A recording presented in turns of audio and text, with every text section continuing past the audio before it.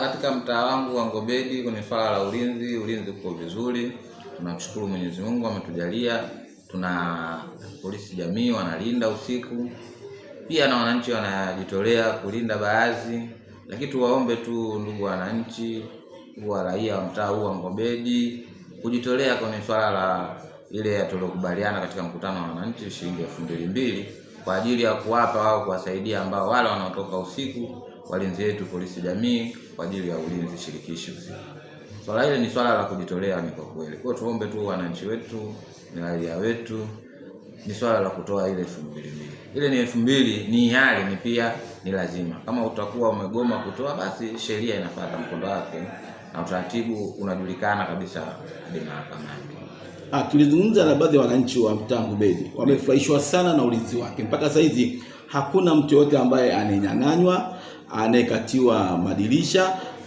Iko amani na tele. Labda siri kubwa mwenyekiti ya swala zima la ulinzi na usalama fanyaje?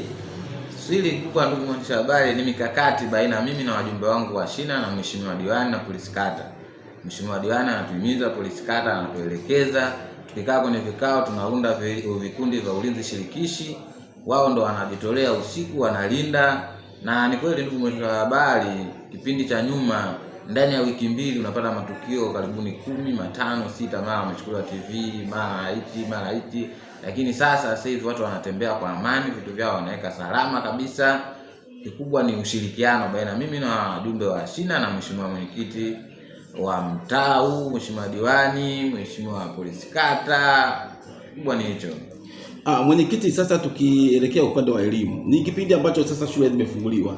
Na wewe ni miongoni mwa shule yako, shule ya msingi Kibadeni ni ipo kwenye mtaa wako. Labda kuna baadhi ya walezi na wazazi wanakuwa busy sana na kazi. Wengine wanaamkaga wanaacha wanafunzi bado wamelala. Lakini wanafunzi kunaongea na usingizi wanachelewa shule. Labda hili unahimiza nini au wazazi na walezi wanapotoka kwenye busy yao?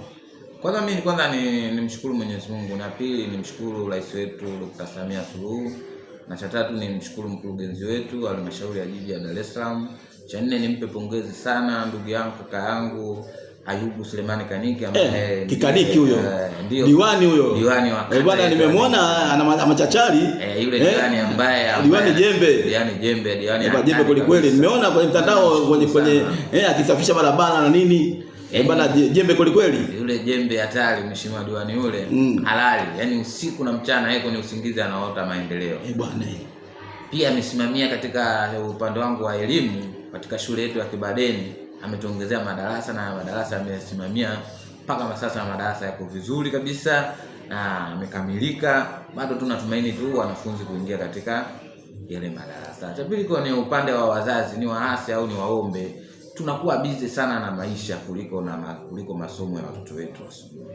Yaani mzazi unamkuta asubuhi ni heri aamke kudamka saa 11 akamwacha mwanae bila kumwandaa kwenda shule, anaenda kuchoma maandazi, vitumbua. Tunajua ni kujitafutia, lakini elimu ni kwanza kwa mtoto.